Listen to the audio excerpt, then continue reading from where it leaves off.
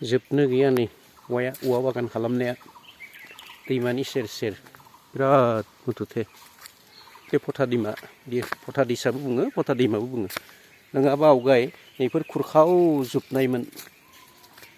ओमफ्राय औवा गायनाय लोगो लोगोनो थाबथाजोबदों आरो नैबे दंफांबो बागान गायदों बे खायसे खायसे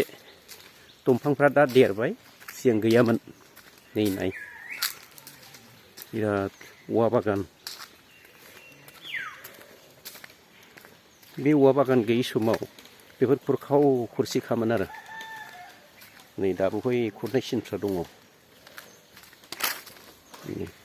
बिराद औवा बागान बेबायदि औवा बागान गायनायजों हा खुरखानायखौबो होबथानो हाबाय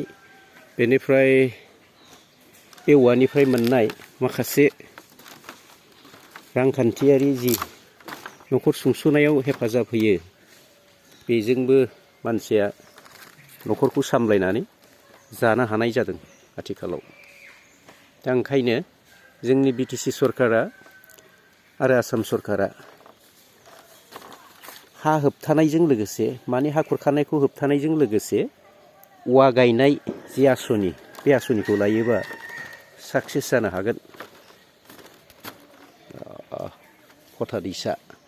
दैमानि सेर सेर